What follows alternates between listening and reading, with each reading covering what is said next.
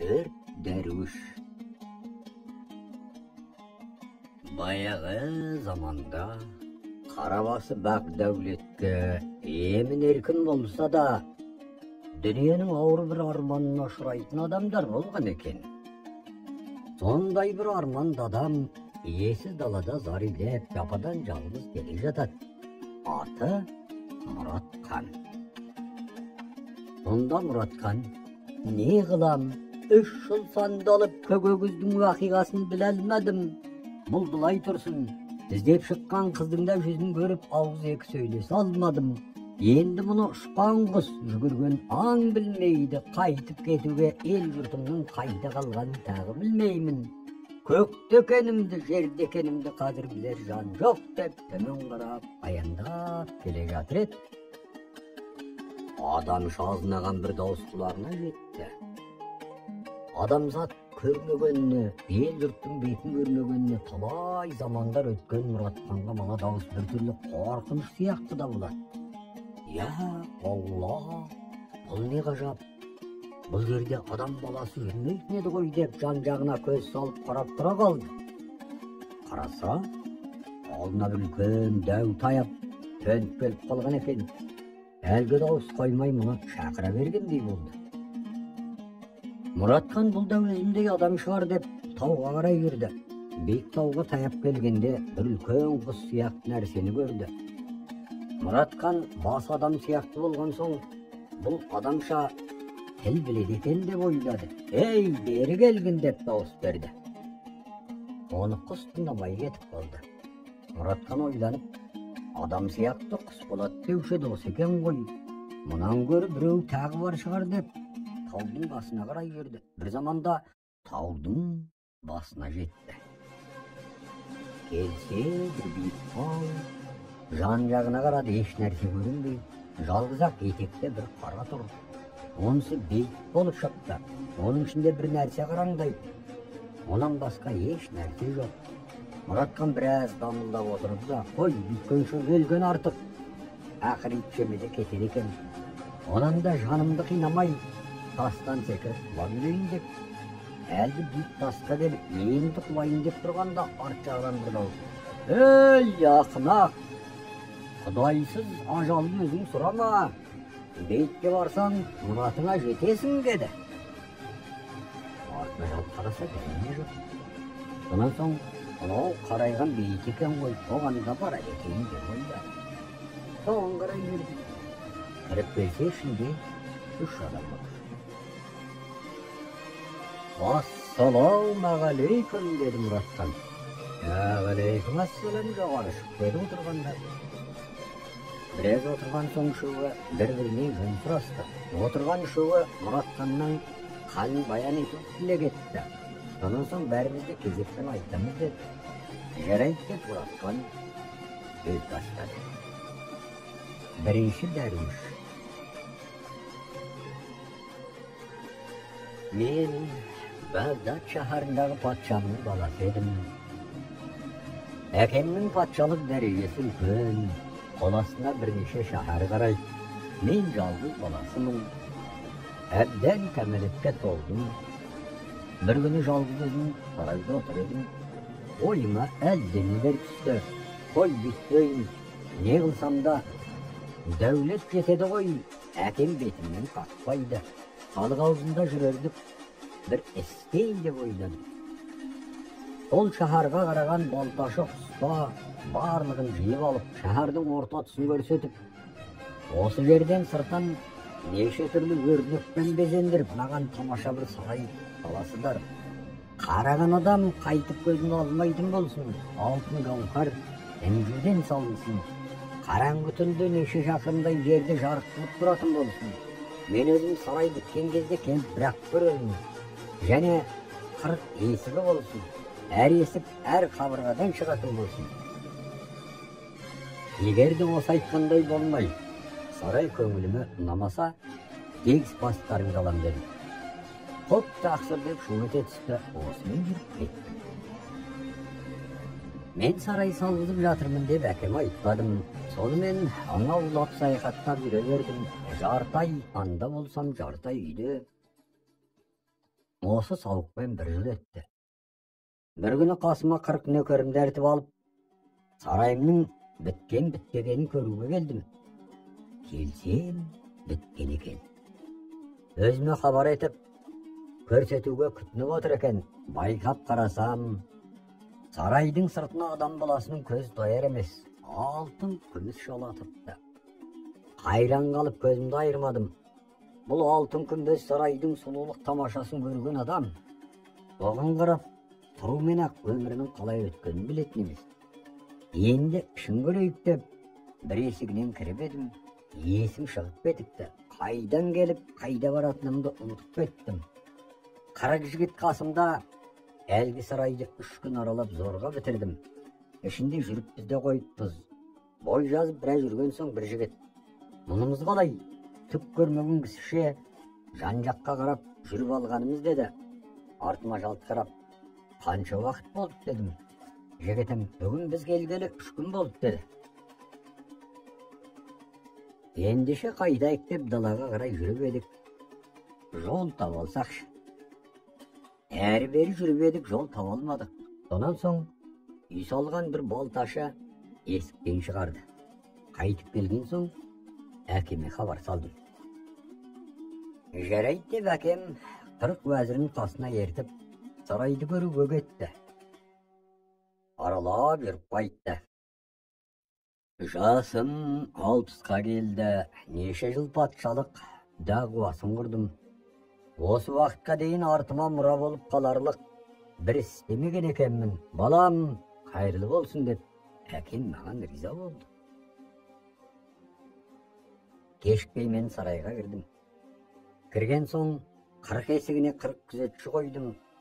Қайыршы келетін болса, әр есігінен 1000 ділда беретін қылып қойдым. Сөйтіп, салтанатпен бірнеше уақыт өмір сүрдім. Бір күні нөкерім қасымда, көңілім шаттанып, әңгіме дүкен құрып отырып, осы дүниеде мененді салтанатта патшазадалар бар ма екен шіркін? Бақ мынау, дәулет мынау, жомарттық, сарай салтанат мынау. Енді осыларыма лайық ай мен күндей бір сұлу жарым болса дедім.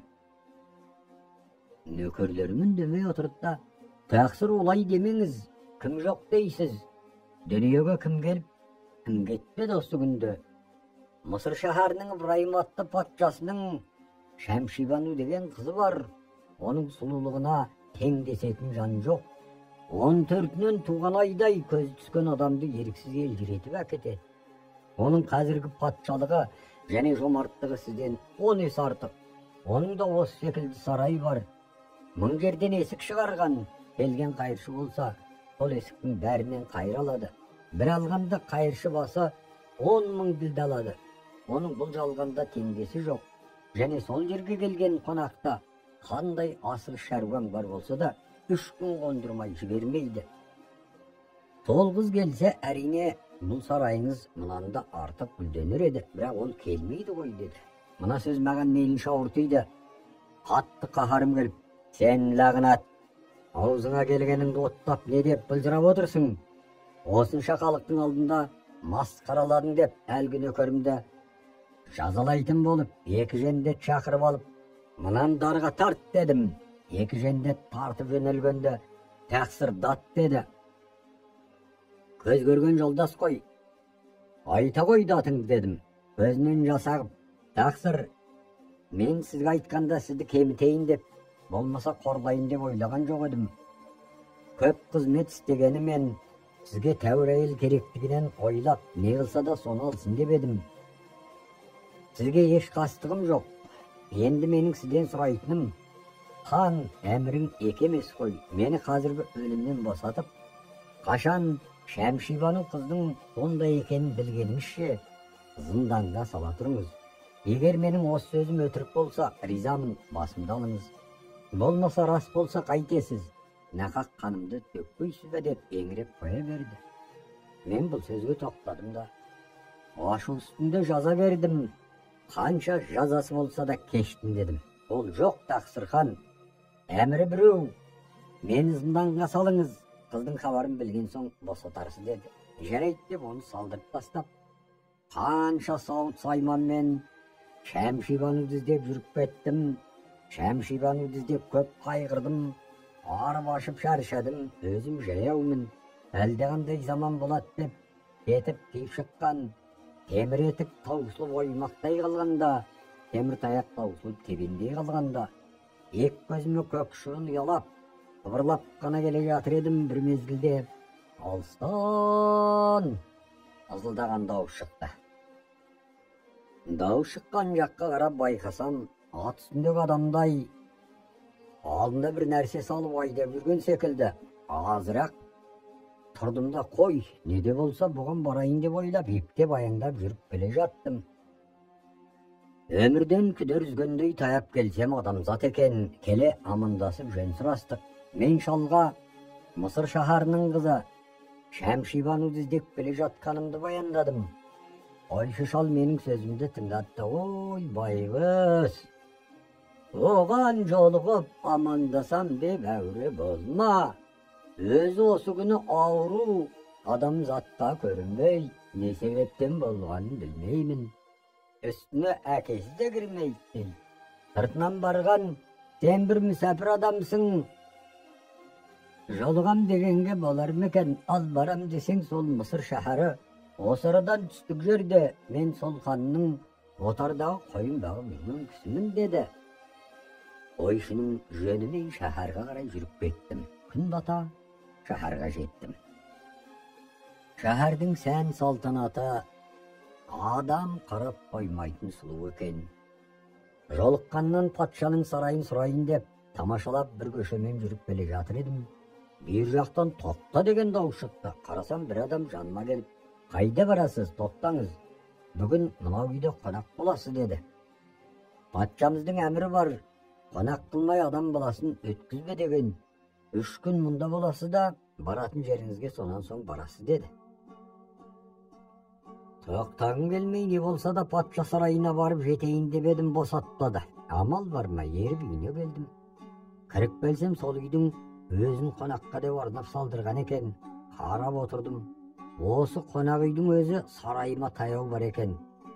Отырысымен тамақ әкелді. Жасаған сайманы көрмеген қымбатты нәрселерден екен. Ішіп болған соң, ыдыс аяқты апарды да, енді біздің мүліктен шықты деп бір бұрышқа үйіп тастатты. Аздан соң ет әкелді. Оғанда жасаған нәрселері анадан артық.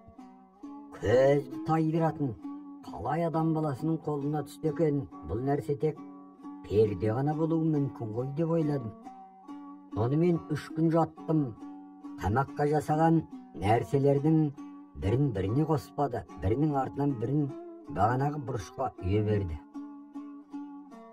Мерзімді уақытым толған соң жүруге ұлықсат сұрадым. Енді ұлықсат берді. Бірақ сізге айтатын сөз мынау. Үйілген нәрсе біздің мүліктен шыққан. Тағам берген соң сіздің мүлкіңіз болып қалған. Бірге ала кетіңіз деді. Жоқ, рахмет.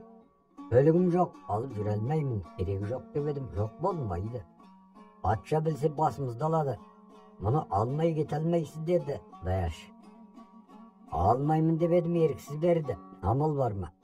Алып шығып арқалап келе жатыр едім. Жолда бір қайыршы кездесіп, Құдай алдында қарыздығым жоқ деп нәрселерді әлге беріп, патшаның сарайының жөнін сұрап алып жүріп кеттім.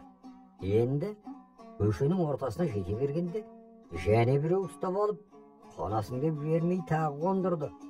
Байлаудағы адамдай қонбайым десем болмайды, бұл да әлгін істеді. Сонымен қыздың сарайына жеткенше 9 қондырды. Ол арада берген нәрсе шәһәрдің мүлкіне тұрады деуге болар. Бұдан құтылып өтіп қыздың сарайына келдім. Бір адам жүгіріп шығып үйге кіргізді. Кірген соң жөн сұрасып отырдық.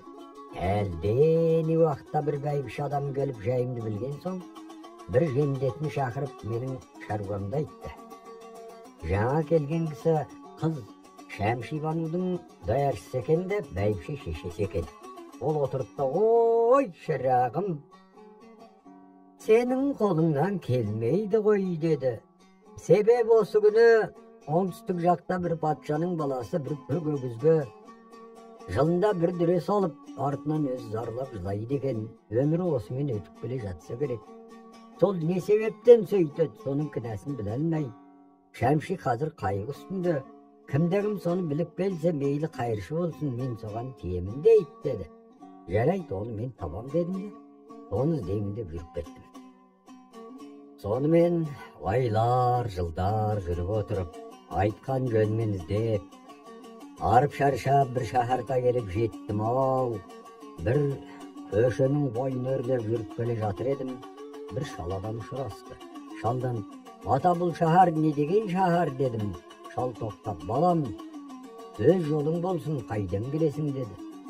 Айтқаның келсін, мен бір мүсәпір боламын, баласы жоққа бала болам дедім. Ой, қарағым, перзент көре алмай, өмірім жылаумен келе жатыр еді, маған бала боласың ба деді қарт. Жарайды ата, болам дедім. Шал қошеметтеп бетімнен сүйіп, үйіне ертіп алып келді. Бір кемпірі бар екен, ол да қуанып, жылап көріскендей болып жатыр. Сол уақытта күн сәскеді. Шал мен кемпір айтты, балам, біз мына халықпен бірге баратын жеріміз бар деді. Жөнін сұрап едім, Көгөгізді жігітке барамыз деді. Ата, мен де барайын, сізге бала болдым ғой, осы бастан ел танайын дедім. Менің көңілімді қиялма екеуі жүрсең жүре ғой деді. Қуанып кеттім. Өне бойларына қара киіп алды. Маған да кигізді. Далаға шықсақ, бүкіл шаһардың халқы қара киген, батысқа қарай шұбырып кетіп бара жатыр екен. Барлық халық шаһардан 3 шақырымдай бір тоғайдың жанына барып, қаз қатар тізіліп отырды. Бұлар біраз отырғаннан кейін бір Көгөгіз мінген жігіт келді. Артына мінгескен бір жігіті бар. Жарты шақырым жерге келіпті. Артына мініп келген жігіттің қолындағы қоржынынан бір кесені алып, мінгескен жігітке берді. Ол отырған топқа жүгірді. Халықтың бәріне басынан аяғына дейін кесені көрсетіп өтіп, қайтып жолдасына келді. Кесені қолына алып та жар салып, 3 бөлім қылышпен жігіттің басын қағып тастап, Көгөгізді жігіт зарлап деп жылады. Жылаған уақытта шыққан даусына адамның сай сүйегі сырқырады. Тыңдаған халықтың бәрі төмен қарап жыласып отыр. Біреу жоғары қарамайды. Бағанағы жігіт жылап өгізіне мініп ап, жөнеле бергенде мен соңынан тұра жүгірдім. Кетіп бара жатқанда жанымда отырған шал, қайда барасың қарағым, өлтірет деп жылап қоя берді. Оған болайын ба, іздеп келген шаруамның өзі сол еді. Жүгіріп бара жатқанында бір жігіт, мынау адамды жын соққан бастаңдар, жібермеңдер, ажал түртіп жүрме, өзінің дені сау адам емес, босатпаңдар деп тап жібермей ақ қойғаны. Енді қайтерімді білмедім. Онан босап баруға тұратын мекенін пенде білмейді. Адасып қалдым. Ызаланып енді 2-ші жылға қалдым. Сол баяғы алғаш келген шалдың қолында мен бала, ол әке болып жүре берді. Жыл 12 ай өткен уақытта Көгөгіздің келер уақыты жетті. Әке шешем қалды деді. Мен барам деп ақырында менің көңілімді қимады, ертіп жүрді. Бірақ ана жылдағыдай тағы жүгіріп жүрме, өлтіріп тастайды. Ол жігіттің алдына ешкім барған емес деді әкем. Мен жарайды деп алдап жүріп топқа келдім. Отырғаннан кейін әрі-берден соң Көгөгізді жігіт келді. Баяғысындай кесе беріп жігітті жіберді. Жігіт елге көрсетіп болып, қайтып барған соң кесені сындырып, жігітті өлтіріп, ой, зарлап жылатты дейсің. Сонан соң өгізіне мініп жүре бергенде артынан тағы жүгірдім. Отырғандар, ей, мына жігіттің дені сау емес, ұста деп тағы жібермей қалды. Досым, замандасым, қайғысына ортақ едім, жібер деп балыққа жалынып едім. Әке шешем өтірік айтады деп ешкім мені босатпады. Сонан соның қайнап жылай-жылай 3-ші жылға тағы шал мен кемпірдің қолында тұра бердім. Ол 2 байғұс өз баламыз деп мені жақсы күтеді, жанын үзеді. Кейде қарағым, сен неге күліп ойнап жүрмейсің? Әрқашанда ренжіп жүресің. Не ойың бар? Айтшы, әлде тамағың аш па? Болмаса киімің жаман ба деп сұрайды. Жоқ ата, өзімнің мінезім солай деп айтпаймын, тек жүремді қоям. Сонымен тағы бір жыл өткен соң елдің баратын уақыты болды. Дәл ертең барамыз дегенде әкемен бір жерге барып келем деп кешке жақын кетіп қалдым.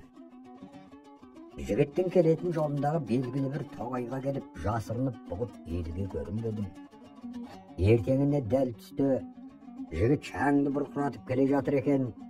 Алдынан жүгіріп шығайын дедім де, қой, оның асығыс болар, қайтқан бетінде жолығайын деп тұрдым.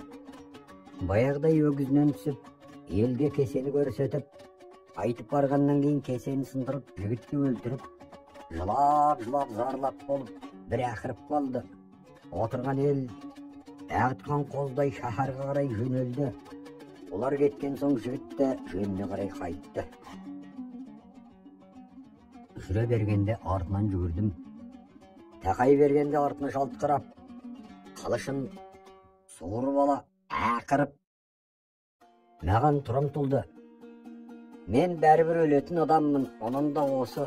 Менің қаныма сіз ортақ болып басымды алып тастаңыз деп басымды ұсына бердім. Таяу келіп қылышын қынына салды да, бұдан бұлай жүрме. Егер жүрсең басымды алам деді де жүріп кетті. Мен қарап тұрмадым. Артынан тағы жүгірдім. Барлық қаһарын тігіп алып маған қарсы шапты. Басымды алып тастаңыз, ақыр өлем деп басымды ұсындым. Басымды шаппады. Қайырылып жүріп кетті. Мен де жүрдім. Енді қайырылып қараған жоқ, жүре берді. Мен де жүре бердім.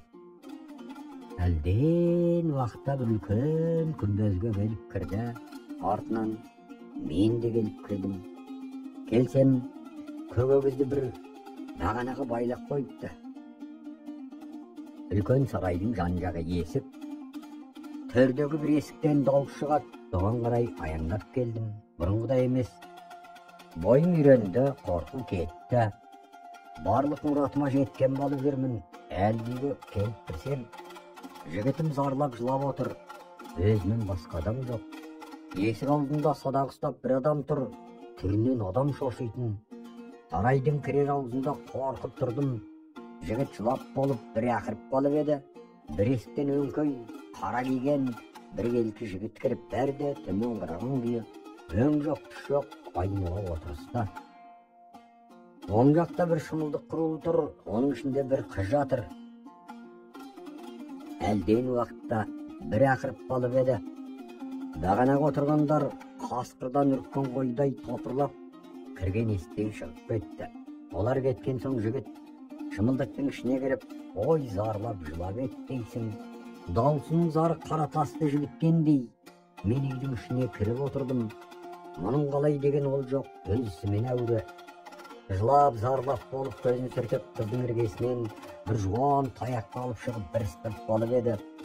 Қылыш асынған бір-екі жендет кетіп келді. Көк өгіздің төрт аяғына төрт қазық қағып, мықтап байлап қойып дүрені салды. Кейін өз қолынан жонына 100 таяқ және салды. Ол жарамай сынған соң өгізді шалқасынан салып қойып, және бір таяқпен бауырын тілгілеп, екі бүйіріне 200 таяқ салды. Өгіз өкіргенде құлындағы дауысы құраққа шықты. Әрберден соң өгіз шала жансар қалды. 400 таяқты салып болып, өгіздің ауыз басын арғын орамалмен сүртіп жіберіп, білемнің үстіне құс төсек салып жатқызып қойды. Қайтып үйіне келіп отырды. Аздан соң тамақ әкелді. Оны ішіп болды да мені қасына шақырып алды. Кәне шырағым, бейнет көрген адамға ұқсамайсың, өлімге жаныңды қиғандай. Тірліктен үлкен не арманың бар, айтшы деді. Айтшы дегенде қуанғаннан жылап қоя бердім. Мен өзімнің кім екенімді, басымнан кешкен уақиғамды бастан аяқ қалдырмай баян қылдым. Көк өгізді жігіт, ой, сіздікі ештеңе емес. Құдай сені ертең-ақ жарылқайды. Себеп менің уақиғамды біліп алып қайтасың. Өмірің өлгенше қайғы жайлап кететін мен айтсаңшы деп сөз бастады. Мен де бір патшаның баласы едім. Әкемнің ешбір перзенті болмай 3 қатын алған екен.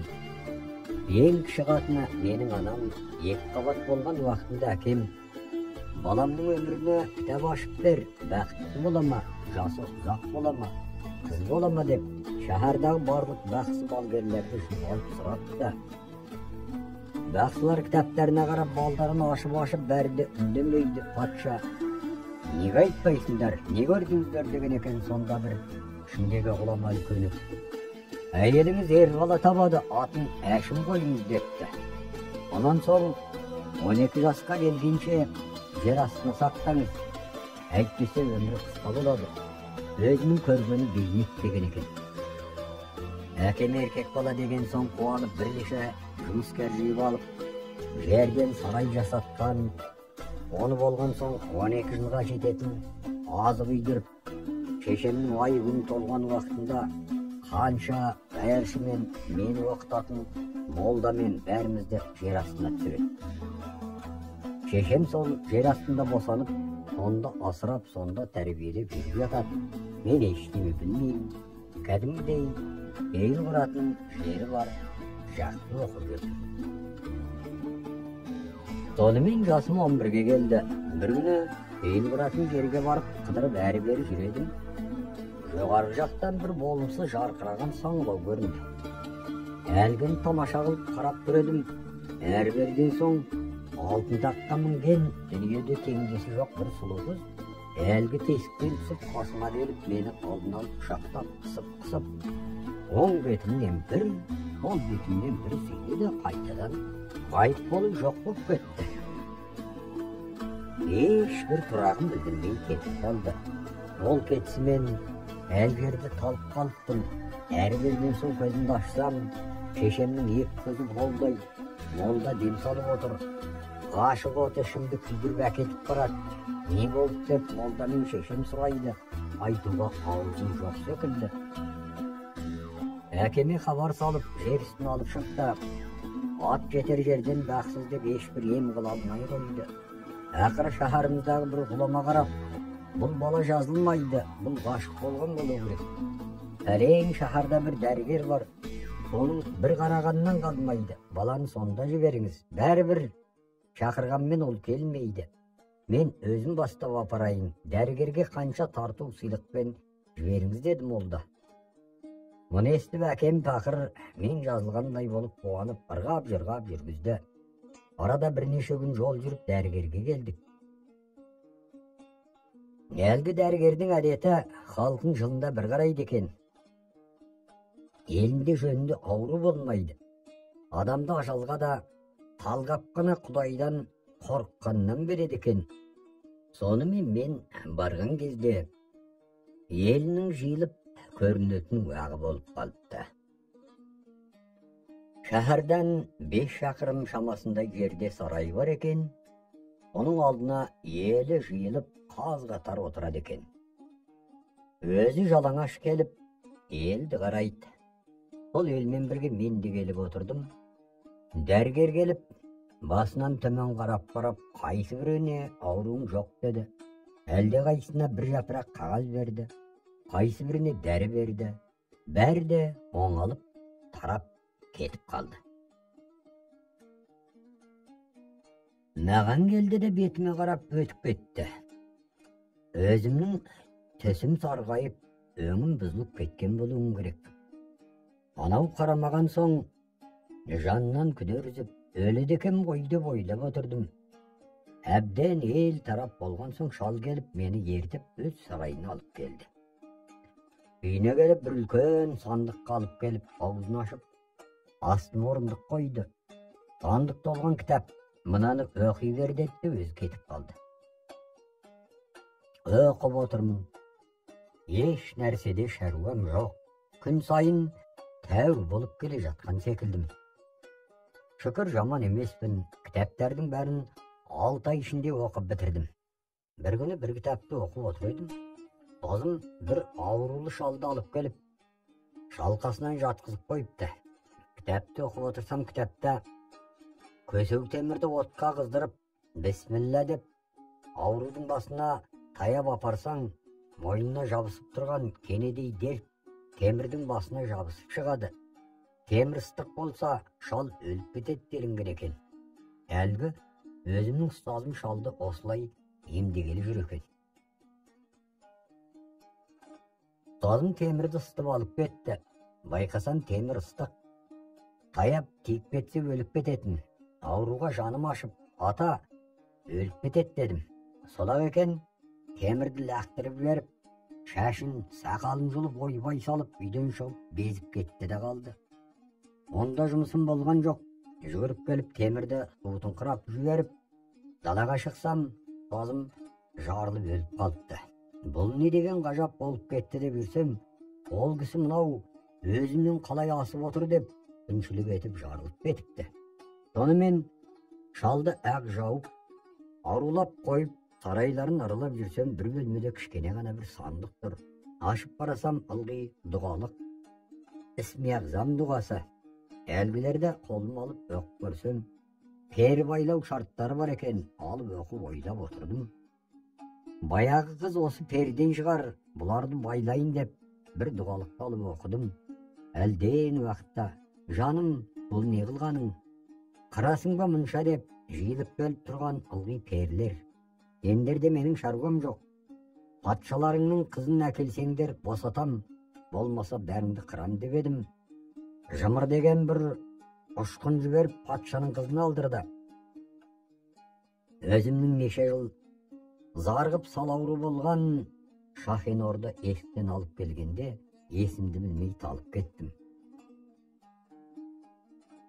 Әлдені уақытта көзімді ашсам, баяғысындай алдын алып, бұл бүркіп отыр екен, құшақтап көрісіп, жа құдай, тілекті бердің деп мауқымды бастым, байлаған перлерді босатып, некемді қидырып, осы сарайымды өзіме бөлек етіп салдырып, өзім арнаған үйге кіріп, сәтпен екеуміз қосылып жатқан едік.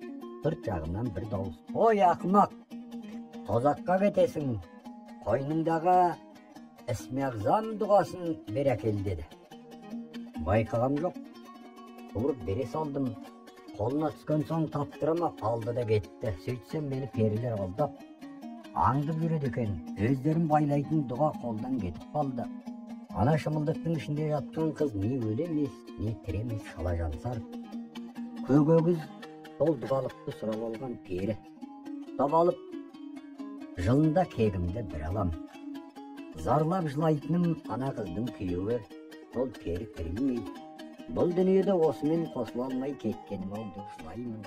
Салықты еріп алатыным, бәрі де менің осындай болғаныма қайғылы. Өзім барып жылап, зарлайтыным халыққа ашықтығымды білдіремін. Өлтіретін жігітім сол ұстап қалған перілерім. Жылында біреуін ел көзіне көрсетіп өлтіріп қайтамын. Қайтып келіп, дүре салатыным, шыдай алмай кек аламын. Торғын орамалмен ауыз мұрнын сүртетінім жаным ашиды. Осы вақиғаға міне 5 жыл болды. Содан бері артқаным қасірет деп сөзін бітірді. Енді ұлықсат беріңіз, ісмиғзамды мен іздеймін дедім. Жоқ, осы өнермен мен де неше жыл таба алмай зарлап отырмын. Қор боласың. Елге барда ғашығыңды қуантып мақсатыңа жет деді ол. Жоқ, іздеймін.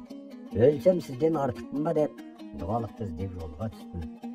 Қайда екен ешкім білмейді. Әйтеуір бетім ауған жаққа қаңғып жүріп кеттім. Бет алды сандалып жүріп, қаңғып еш дерегім білмейді. Қой таба алмай барғанша өлгенім артық деп бір тауға шығып, жартастан құлап өлемдік тұрғанда бір дауыс: «Ей ақымақ, неге кетесің? Ана бейітке бар, 3 дәруіш отыр. Соған барсаң, мұратың қасыл болады» деді. Мұнда келіп едім, дәйті көрдім деді Мұратхан. Екінші дәруіш: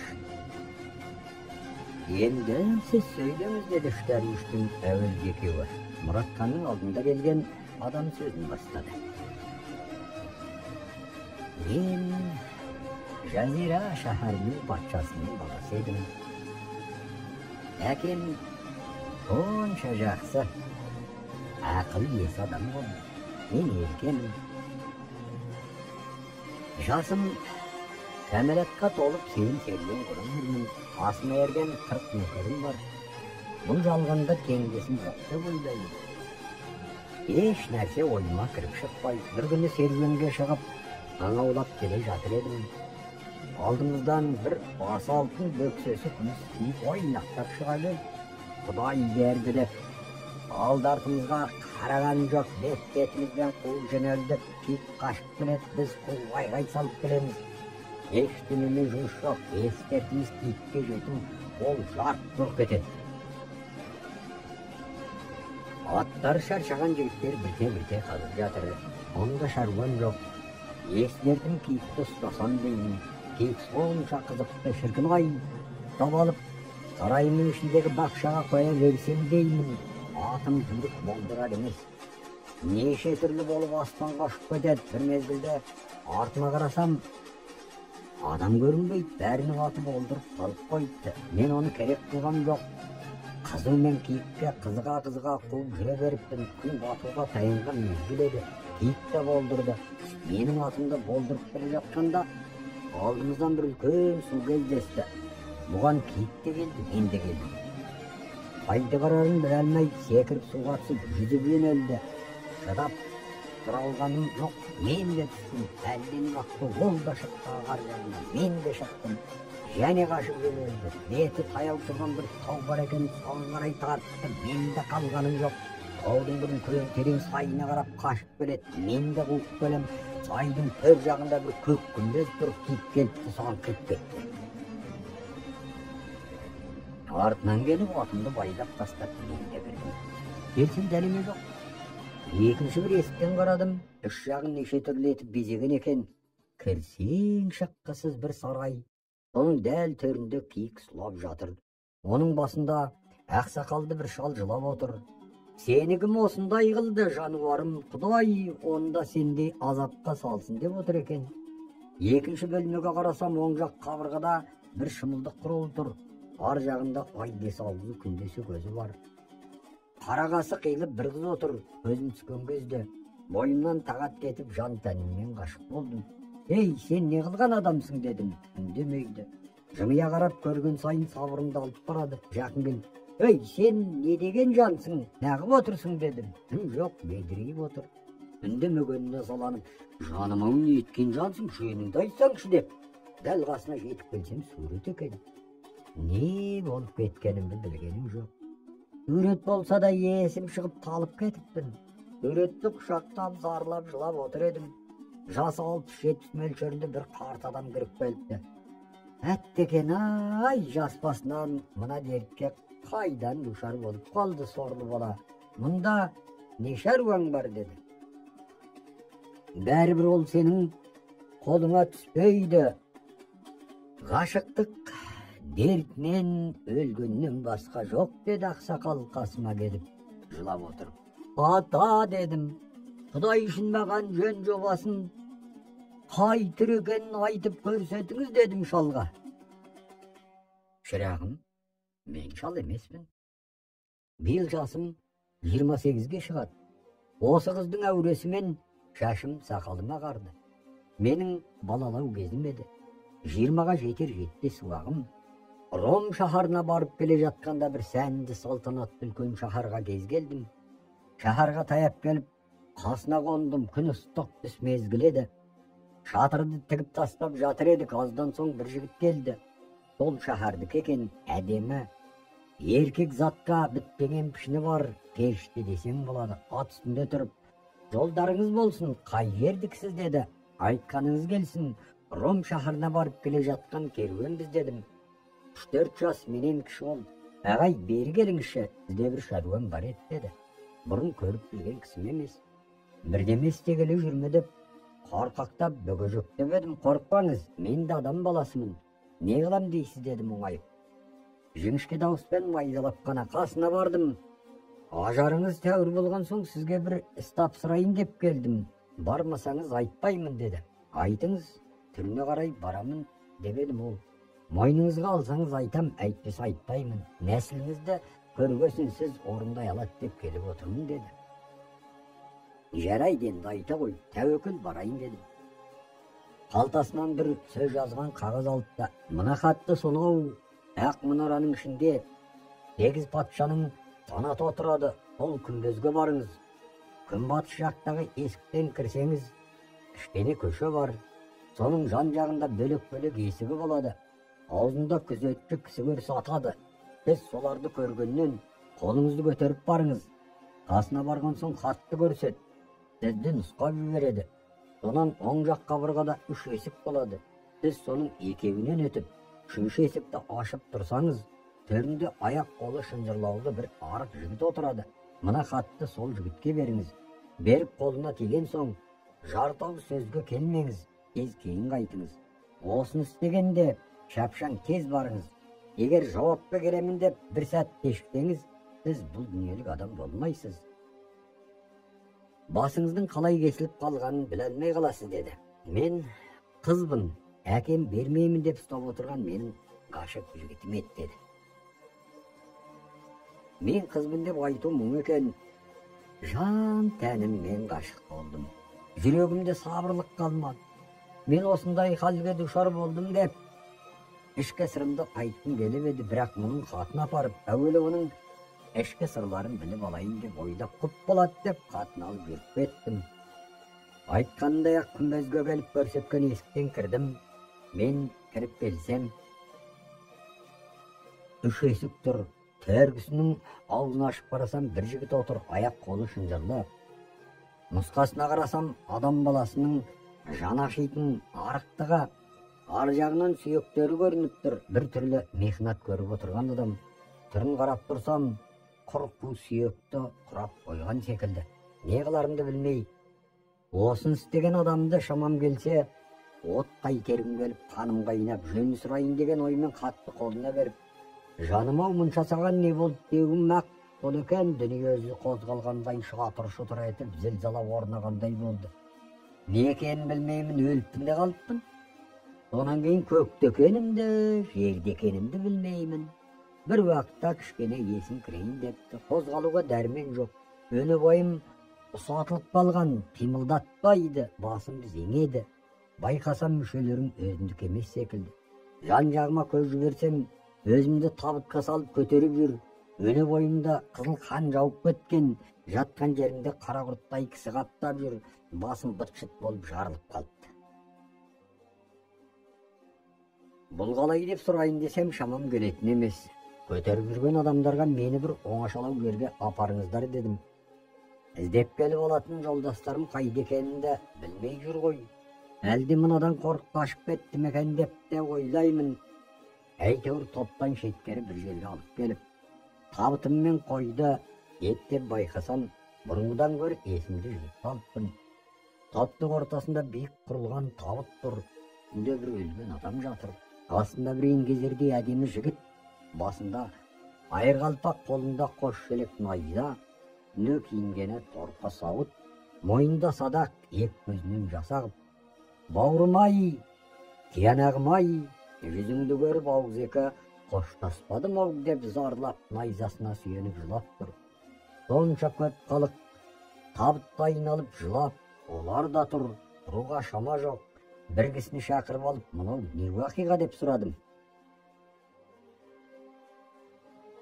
Ол адам жайланып жаным отырып, мұны сұрасаң айтайын деп бетіме қаратты. Ол табытта тұрған жігіт, бағанағы өзін қатап арған жігіт еді. Сен сөйлеспей бере сал, кейін қайтқанда адам білмейтін еді. Ешкімді сөйлестірмеуге, ешкімге көрсетпеуге. Патшаның қойған адамдары сенің даусың шыққанда соғып кетті. Қыздың дұғасы бар деп айтуы да сол еді.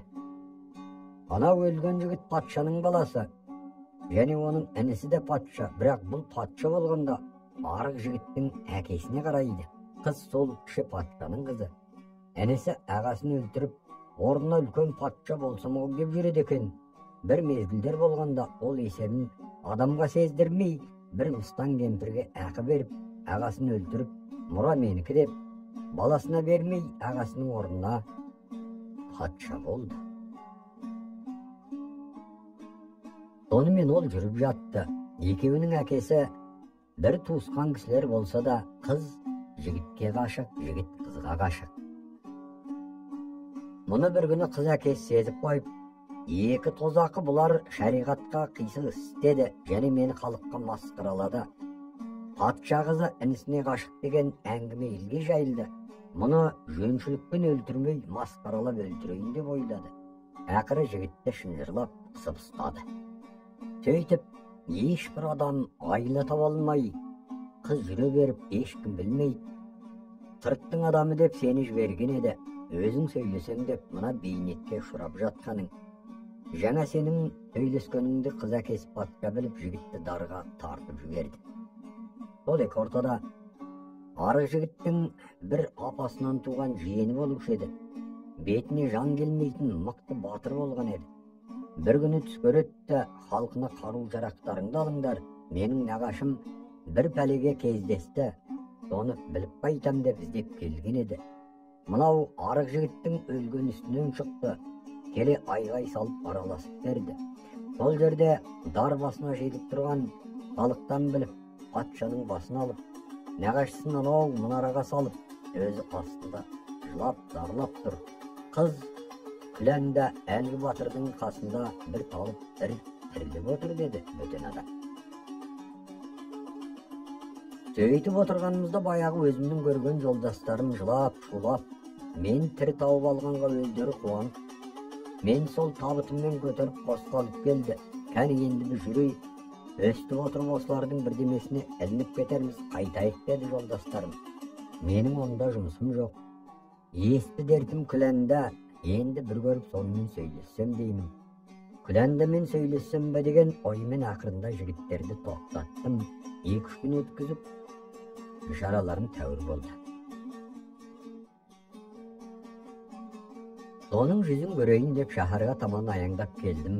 Сұрастырып білсем, батыр жиен бір бөлек алтын сарай салдырып, соған қызды бөлек бүттіріпті. Жан-жағын қоршаған әскер. Мұнан күдер үзген соң, қайтерімді біле алмай сандалып келе жатып, енді әуре болмайын. Себеп ол менің қолыма енді түспейді. Мұның суретін алсам да болар деп ойладым. Күләнді қыз күймелі пәуескімен келе жатыр екен, күністік. Тердесін ашып мені көріп, атын тоқтатып тұрып, әй жігіт, сен сөйлеспегенде өлмейтін еді ғой. Бірақ та жазу осылай шығар, сен де қастылған жоқ шығарсың деді. Сонсың мен жылай бердім. Ол неге жылайсың деп сұрады. Өз қалымда айтып едім. Ой бейшара, әуре болма. Батыр білсе, екеумізді өлтіреді. Оның да өзің барда елің тап деді. Ең болмаса суретіңді берсеңші дедім. Ендеше алтын сарайдың батыс жағына барда тұр. Қазір мен де барамын деді қыз. Келіп тұрдым. Әлден уақытта күн батар мезгілде қыз келді. Көрді де бір нөкерін шығарып алып, үйдегі менің суретімді әкеп берші деді. Нөкері алып келіп маған берді. Сонсын күлән қош айтысып, сарайға кіріп кетті. Жылай-жылай мен қайттым. Ана тұрған сол қыздың суреті деді шал. Ол үшін әуреленді, ала алмайсың. Өзің жазым боласың, қайт деді. Мұны естіп тағы жалынып зарлап, ағатай-ау, рақым қылсайшы, мендей құрбыңа жөнімді айтсаңшы барайын деп, шалдың аяғын құшақтап жалындым. Тоқта деді бір уақытта. Сенің зарың менің сүйегімді сырқыратты, енді айтайын. Шал мені ертіп, биік таудың басына алып шығып, жөнін көрсетіп. Осымен тоқтамай жүре бер, алдыңнан бір үлкен көл.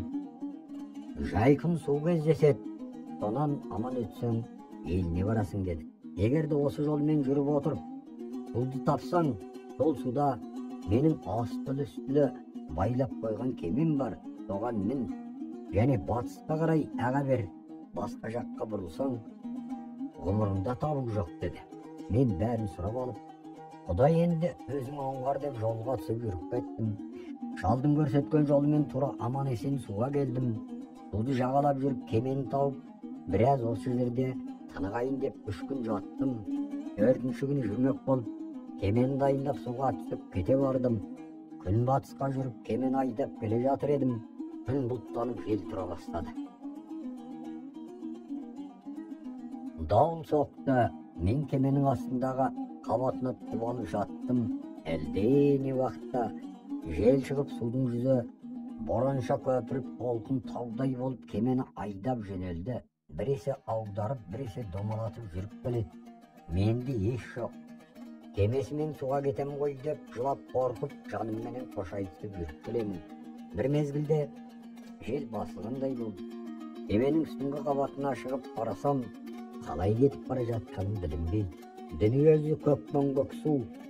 Дүниенің ол шеті мен бұл шетіне көз жетпейді. Мен жылап еңіреп, мына судан енді шыға алмай өлгенім ғой. Күләндем жүзіңді бір көре алмай кеткенім бе деп ботылай боздап жылай бердім. Бір уақытта жел қайта көтеріліп, таудай толқындар кемені аударып төңкере бастады. Мен соны тағы кеменің астын қабатына кіріп жатып алдым. Кемен толқын тербеп айдап сырғытып келеді. Осымен судың бетінде 7 күн жүрдім. Әлден уақытта кемен жел айдап жағаға алып келді. Оған секіріп түсіп, кемені байлап тастап, қырға шығып жүгіріп келе жатырмын. Көздің ұшында шаһар көрінеді. Биік ақ мұнарасы бар. Жүгіріп шаһарға келдім, келсем адам жоқ, бір түрлі сәнді шаһар. Бұл не шаһар деп аралап келе жатып ортасында күнші зейнеттеп салған сарайды көрдім. Айналып жүріп, бір жақ есігінен ішіне кірдім. Сарайдың асты үстінде адам айтқысыз алтындаған құрулы тақ бар екен. Тәңірім! Бұл шаһардың адамдары малы жаны есі қайда кеткен? Апат келіп қырылды ма екен? Болмаса алтынмен жолаушылап кетті ме екен деп тұрып тақтың үстіне шығып, өз елімдегі патшалық өмірім ойыма түсіп масаттанып отыр едім. Әлден уақытта даладан дауыс шықты. Не дауыс екен деп есім шығып далаға шықсам, шаһардың іші толған маймыл. Мен есімнен айырылып қалып кеттім. Менің үніммен маймылдардың жұмысы жоқ. Мені көріп қалып шуласып, Құдай берді, мұнаны патша қылып аламыз. Жесірнақ бізге тимейді деп шарқырасып жатыр. Бір мезгілде көзімді ашсам, бетіме су сеуіп отырған ылғи маймыл. Тәғіне пәлеге жолықтым деп зарлап мен жылап отырсам, маймылдар бізге өсиет айтып отыр деп ойлапты. Мен зарлап жылап болған кезде бір үлкен тақтайды 2 маймыл көтеріп алып келді. Тақтайда жазу бар екен. Әкелді де менің қарсы алдыма қойды. Бұл не нәрсе деп тамашалап қарап тұр едім. Жазылған сөз мынау екен. Бұл шаһарға келген адам баласы осындағы жазу бойынша маймылдарға патша болып тұра береді. Егер кетем деп ойласа, өмірін қорлықпен шірітеді. Шыдамай кетем деп күншығысқа қарай жүрген адам жезтырнаққа кез болады. Оңтүстікке жүрген адам кісетін жейтін адамға кез болады. Солтүстікке жүрген адам шеті жоқ су болады. Осы маймылдарға патша болып тұрса, ақиретте ақ жүзді иманды болады деген. Ақырында мұны жазған мен Сүлеймен пайғамбармын деп қол қойған. Мына жазуды оқып мен тағы да талып кеттім. Өліп кетті ме деп маймылдардың еш шығып шуылдап, су сеуіп тағы тірілтіп алды. Бір уақытта маймылдар өз сойып жесін деп бір семіз қой берді. Неше күн су бетінде жүріп қарным ашып қалған екен. Маймылдардың енді қастық қылмайтынына көзім жетіп, қойды өз қолыммен сойып бұзып, қазанға асып едім. Сөйтіп мен маймылдарға патшалық әмір ете бердім. Түн болса маймылдар, жатсам да маймылдар айналамды қоршап ұйықтайды. Қашып құтылу қиын-ақ. Таң атып, тамақтанып болған соң бір итті ерттеп, мені мінгізіп алып, ертіп жүреді. Күншығысқа қарай келе жатырмыз. Бәске мезгілде бір үлкен дарияға келдік. Ол күні жезтырнақтар маймылға шабуыл жасайтын күн екен. Әлден уақытта қара құрттай қыбырмақ келе жатыр. Маймылдар мені шырайын алып тығылып шулап тұрды. Жезтырнақтар таяп келіп мені көріп, маймылдарға тие алмай еріліп тұрып қалды. Маймылдар қуанып, адамзаттан патшамыз бар деп жезтырнаққа көрсетіп жүгірісіп жүр. Егер адамзаттан патша қойса, жезтырнақ тимейді екен, олар еріліп тұрып тарап кетті. Түс болған соң біз де шаһарға қайтып келдік. Күндіз түні уайым қайғы, қалай кету есебін таба алмай, жылаймын да отырамын. Bir күні ойланып отырып қой, бүйтпейін. Халқымдар олайын деп бұларға әмір қылайын. Сонан соң өздерімен өздері әуре болып кеткен кезде қашайын деген ойды ойладым да, халқымды жиып алып, мен алыста жатқан елімді аралаймын деп, жүйрік итті ерттетіп, міне салып, ел аралауға жүріп кеттім. Құмырсқа жақтағы бір маймылдың ауылына келіп қондық. Патша келген соң есі қалама, арақ шарапты жинап, малды сойып, естері шығып шуласып жүр. Сөйтіп отырғанда мен барлық жұртты жинап алып, арақ шарапты ішкізіп түгел мас болған кезде итке мініп алып қашып жүріп кеттім. Мастықтар қайтып естерін жиған кезде олар тұрып мені іздейді. Кетіп қалғанымды біліп, барлығы жиылып ойбайлап жыласып, енді өлдік деп шулап, иттеріне мініп алып, менің кеткен ізіме түсіп алып қуып береді. Олар қуып жақындап келе жатқанда мен де жаңа ғана құмырсқаның жұртынан өттім. Құмырсқалар жалғыз мені байқамай, таң алдында шырт ұйықтап жатқан еді. Мына қуған маймылдардың дүбірімен оянып көріп, әдейі өз жұртына іздеп келген жауды аясында қарсы шығып соғыс салды. Мұны көріп маймылдар мені қууға шамасы келмей, құмырсқалармен соғысып қала берді. Мен сол жүргеннен жүріп, тоқтамай үш күн жүрдім. Тынымсыз жүрген ит, онан әрі жүруге жарамай болдырып, өзім қалды келді. Берейін десем түк тамақ жоқ, енді қайтерімді білмей. Я Құдай, мен қарыпты осынша неге аямадың деп, уайымдап отырдым да қой бүйтпейін. Мұнымен отырып өліп қалармын, жүріп тіршілік қылайын деп итті тастап, жаяу қаңғып жүріп кеттім, көп жүрдім. Ел жұртымның бетін көре алмадым, ылғи шөл, япан күз дала. Әбден қалым бітіп, өзімнің азақ алдында болып келе жатыр едім. Алдымнан бір биік тау көрінді, соған аяңдап келдім.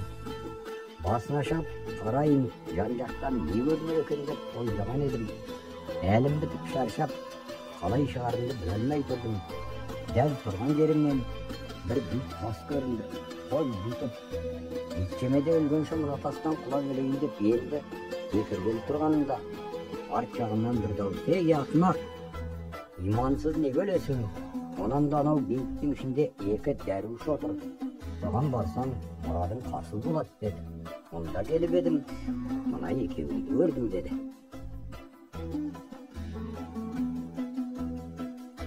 Үшінші дәруіш: мен де бір патшаның баласы едім.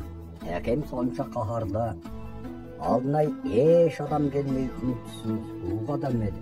Сол кісіден мен жалғызбын. Және бір қарындасым бар. Басқа ұл-туысым жоқ. Сайран етіп сауық құрып жатамыз, еш уайым жоқ. Қасыма ерген нөкерлерім бар, күнде соғып. Әкемнің қартайған уағы еді, бір уәзірі бар, ол да халыққа қадірлі, бірақ қатаң мінезді еді. Bir gün әкем ауырып, 3 күн жатып дүниеден қайтты. Өзім жас, әкем өлген. Уайым қайғымен қараланып мен жүрмін. Шешем тәуір кісі. Bir күні: балам, өлгеннің соңынан өлмейсің, осы елдің түрі жаман. Түбінде ертерек мына әкеңнің орнына отыр. Өйтпесе мына уәзірдің мінезі жаман. Қаңғыртып адам еді. Іштен жүріп bir күні халықты өзіне аударып алып, таққа отырады, сені қаңғыртып жібереді. Онан бұл ұялатын кісі емес, саған менің айтқан ақылым деді шешем. Мына сөзді түсініп, елімді жинап алып: ай халқым, әке өлсе балаға мұра деген еді, мынау әкемнің орны бос тұрмасын дедім елге. Анау деп отырғанда уәзір сөз бастап еді, отырған ел оны мақтады. Патшаны енді көп болып тасталып байлаймыз. Мен болам деген кісінің бәрі де патша бола берсе, елдің бәрі де патша болар деді ол. Анау деп едім, елдің беті ауып кеткен екен. Сол жерде табан аудармай уәзірді патша қойды. Уәзір мені сол сарайдан шығарудың қамына кірісті. Жас болсам да, жөншілікпен шығам ба, тартыса кеттім. Ақырында уәзір қойған жоқ. Өзімді қорлықпен масқаралап айдап шықты. Оны мен не қыларымды білмей сандалып жүрдім. Сол әкем патша болып тұрғанда бір досы бар еді. Bir günü жылап соған келдім. Ол мені көріп жылап, қайран шырағым, Зейнел-ай деп құшақтап біраз тұрып, шешем қарындасым бәрімізді үйіне ертіп келді. Отырып, ей Зейнел, әкеңмен құдай дескен дос едім, сен мына халге ұшырап қалған екенсің. Әкең тірі уағында бір перінің патшасымен дос еді. Соған жылда бір барушы еді. Қолқасына бір маймылдың суретін әкелуші еді. Сол сурет 39 болып еді. Барғанды мені қалдырмай алып барушы еді. Сонда пері айтушы еді, осы сурет 40-қа толса, не болам десең боласың. Кімде қандайлық кегің болса, соны қалайда аласың деп еді. Сен соған барып, мына болған қалыңды айт. Әкеңмен достығын айт. Сонан соң қалған маймылдың суретін сұрасаң берер, мен соған ертіп барайын деді. Әкемнің досы екеуміз жүріп отырып, бір күндерде періге келдік, күтіп алды. Сонан соң болған халді айттым. Әлгі пері патшасы отырып басын шайқап, балам, сені қайдан білейін? Ешбір сырыңды алғаным жоқ. Әкең адал достыққа жарайтын жақсы кісі деп отырып та жарайды. Әкеңмен дәмдес болып едім, бір рет сынап берейін. Мен адамзат патшасы Онзила шаһарының қызына ғашық едім. Мен соны тартып алам деп барғанымды біліп еді. Әсмеғзам дұғасын оқып, жолатпай қойып еді. Сонан не істерімді білмей отырмын. Не ықтиярымен бермейді. Оны қас қылмай әкеп берсең, маймылдың суретін берейін деді. Патша соны айтып, қолымызға мынаумен іздейсіңдер деп бір қыздың суретін берді. Қарасақ көрген адам жолын өлетін. Суретті алып патшаның ғашық қызын іздеп кеттік. Көрсеткен жөнімен іздеп, неше күн жүріп келе жатыр едім. Елсіз далада иығына қоржын салған бір қайыршы шал кезіге кетті. Сәлем беріп жөн сұрады. Балалар, мен сол шәһәрдікімін деді. Қайыршыдан мына жақсылық хабарды естіген соң мен тұрып, ақсақал, қайырсыз 1000 теңге аласыз ба? Жоқ, қайырлы 1 теңге аласыз ба дедім. Қайыршы, қайырсызды не қылайын, қайырлы 1 теңге беріңдер шырақтарым деді. Сол жерде қайыршыға бір білді беріп жүріп кеттік. Жөнін сұрап бір мезгілде шәһәрді тауып алып, күн кешкірген уақыт шәһәрді аралап келе жатыр едім. Шәһәрдің орта тұсында бір үлкен алтын сарай тұр екен. Бір жағы құлаған, ішінде бір шал, бір қыз отыр. Келсек бағанаға, қойнымыздағы суреттегі қыз көңіл шат болып, осында қонайық деп келе жатсақ отырған шал, бағанағы өзіміздің қайыр берген шалымыз. Аттарымызды байлап тастап, ассалаумағалейкум деп кіріп келдік. Көргеннен ақ тани кетті. Бәрі де жылап отыр.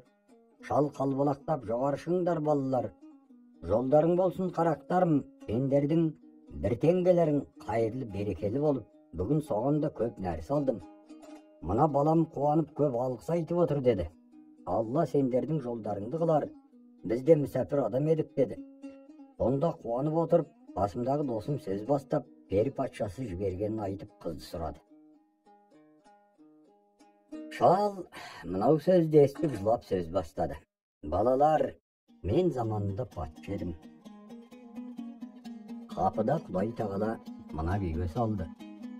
Сол пері лағнат келіп соғысып, мал мүлкімді алауға салып, көп қинау көрсетті. Мен де патшамын. Жөншілікпен қызды бермедім. Енді күллі елді бүлдіретін болды. Онан соң молдалар жиып періге мынау болады деп бәрі Әсмеғзамның дұғасын оқыды.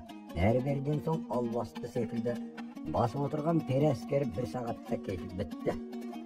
Кетсе де тыныш кеткен жоқ. Осылайша өзімізді ғарып қып, мына сарайдың бір жағын бұзып, барлық адамдарымызды жылатып кетті. Сонан бері осы халмен күн көріп жатырмыз. Сіздердің кешеге берген ақшыларыңыз өзім осы халге келгеннен бері көрген қайырлы нәрсем болды. Енді балалар, сендерге не айтам? Өзім мына халда отырмын, заттарың тәуір көрінеді.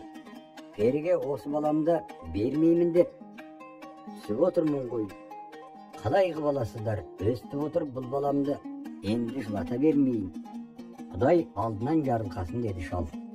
Осы күні сол сарайда болып, ертеңіне қызды алып келе жатырмыз. Мен қызға жан тәніммен ғашықпын. Жоқ жерде өзімнің ғашық екенімді қызға айттым. Қыз Шәрбану. Мен қайдан білейін? Менде не ерік бар? Мені не қылғалы алып келесіздер деп ауыр күрсініп жылады. Жаным Шәрбану, мен сендік енді ешкімге бермеймін. Ықтиярмысың дедім. Ондай күн болатын болса, өз нәсілімнен қайда барам? Амал жоқ. Еріп кетіп келе жатырмын. Онда да мен қанша баянды болып тұрар дейсің, құса болып өлем. Нәсілің адам, керемессіз ғой. Сізге мен де ғашықпын. Не қылсаң да ықтиярмын деді. Шәрбану сөйтіп тұрғанда бағанағы досым келіп, ой ақымақ бұлай жүр. Естіппен патшаның айтқан сөзін. Астық қылма дегені қайда? Бұған қатысып алып берсең, сен де қыз да мен де бұл жаһанда болмаймыз. Есің жоқ, біз ана қалаған маймылдың суретін алсақ барлық мұратқа жетеміз. Жолаушы болма деп қосып қуып берді. Енді таң атып, бұл қонған жерден жүріп кетті. Ертең мен қыздың қасына келіп, әр күні сөз айтып отыр едім, досым және келіп ұрысты. Мен әрі бері көнбейді. Маған енді маймылдың суретінің керегі жоқ. Осы Шәрбануды өзім алайын деп айтып едім, досым аңға отырғызбады. Бұл жерде әзір ақымақтық қылма, сурет қалсақ, осы мұраттың бәрі де болады. Мен өзім бәрінде орындаймын деп қызға жолатпады. Осымен керегі. Енді екеумізді аңдып жақындастырмады. Ішімнен қан өтіп мен жүрдім. Ақырында аңдушыны алдаушы ниеттеген ғой. Bir қапысын тауып Шәрбанумен қосылып қалдым. Оны досым біліп қалып, ойбай салып, сен білдірдің, мен бізде күн жоқ деп, ертеңі болса, мен досыма жалынып, ей ағатай, маған жаныңыз ашса, осы Шәрбануды өзім алайын. Енді маймылдың суретін керек жоқ деп зарбат құладым. Олай-бұлай айтып едім, болмады. Зарғы жылап жалындым, болмады. Ақыры менің көңілімді қимай айтты. Жарайды. Енді тұрады. Осы перілердің мұрнына есі келсе, жоламайтын бір дәрі болушы еді. Кінә өзінен болсын. Оның есі мұрнына келсе, Шәрбанудан безіп кетеді, тастайды. Сонан кейін қызды да аламыз, маймылдың суретін аламыз деді. Онымен қыз Шәрбанудың қолына дәрі жақты. Бірнеше күн жол жүріп алып келді. Сонан соң бізді бір бөлек үйге әкеліп кіргізді. Қызды оңаша бір үйге апарып та, тамақ ішіп болған соң досымыз екеумізді қыз отырған үйге әкелді. Әр берден соң Шәрбанудың қасына барып еді. Искелеп тұрып, шошып секіріп шықты. Өзі біздің қасымызға келіп ақырып, бәтшағар, сен неше келіп, менің неше түрлі сырымның бәрін білгенсің. Ан тұрған саған мен көрсетейін деді. Маған келіп, ей оңбаған, дос болам дейсің. Адамзат опасыз келеді деп, екеумізді жақтан екі тартып еді. Дүние жүзі зілзала орнағандай шақыр-шұқыр етіп аттан кеткен болды. Мен өліктім де қалыптым. Сонан кейінгі қалдың не болғанын білмеймін. Бір уақыттар болғанда көзімді ашсам, ел жоқ, түн жоқ, бір меңгеу сар далада жатырмын. Досым да жоқ, қыз да жоқ, елінің шаһарда жоқ. Не жер екенін біле алмай, естен танып, жынды кісіше біраз отырыппын. Аздан соң есімді жиып алып, бір таныс жер табылар мекен деп едім. Жердің бәрі жат, әкеден, тәж тақтан, ел жұрттан айырылған бұлай тұрсын. Бәрінен мынау өтіп кетті. Ыза мен дерт ішке сыймай жылап. Я Құдай, неңді алдым. Осынша жас басымнан қарып қылғандай, енді мынау күйікті тарттырғанша ал Құдай деп ызаланып, жылап жатып ұйықтап кеткен екенмін. Түсімді әкем келіп айтады, шырағым ренжіме, Алланың жазуы осы. Осыдан аумай, бетіңді күн батысқа қойып жүре бер, алдыңнан бір биік заңғар тау көрінеді. Оның батыс жақ етегінде бір бейіт бар, соған барсаң барлық тілегің қабыл болады деді. Сонан еш нәрседе жұмысым жоқ, қатты қуандым. Түндегі аян бойынша жобалап жүріп келсем бейіт тұр екен. İçine кірсем мына кісі жалғыз отыр екен деп, сол жақтағы біреуін көрсетті. Өзге отырғандар, жарайды бұл осымен тоқтасын, енді сіз айтыңыз деді. Бәрі ең алғашқы келген біреуіне. Ол сөзін бастады. Төртінші дәруш отырып, мен бір уәзірдің баласы едім. Әкем ағалы інілі немере еді. Екеуі де уәзір еді. Екеуі өлердей дос, сонша жолдас, бір-біріне жанын қиятын еді. Екеуінде де бала болмапты. Сөйтіп жүргенде аруақ жар болып, екеуінің де кейін қалған қатыны жүкті болыпты. Өте қуанышты шаттанып жүріпті. Менің әкемнің аты Фазыл еді, ана уәзірдің аты Хамза еді. Бір күні менің әкем Хамзаны қонаққа шақырып, кеңесіп отырып, екеуіміздің де әйеліміз жүкті болды. Екеуі бірдей ұл тапса, нұр үстіне нұр, екеуі бірдей қыз тапса, онда керегі жоқ. Егерде екеуіміздің әйеліміз бірі ұл, бірі қыз тапса, қосайық дейді. Ата-ененің жоралғысы, менің әйелім ұл табады, сенің әйелің қыз табады деген сөз емес қой дейді. Менің әкем отырып, Хамза отырып айтады, бұл дұрыс сөз.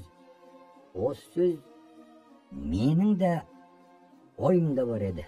Бір айтайын деп жүредім дейді. Осыған екеуі де сөз байласып қояды. Бір күндер болғанда, ай күндері жетіп екеуі босанады. Менің шешем ұл табады, Хамзаның әйелі қыз табады. Ол қыз тапты деп ренжімей, әйтеуір перзентке зар болып жүргенде, адамдар қатты қуанып неше күндей құдай той қылады. Сонымен екеуімізді тәрбиелеп жүреді. Екеуімізді сұлу, көркем болыппыз. Менің атымды Хасен қойыпты, қыздың атын Күлзайра қояды.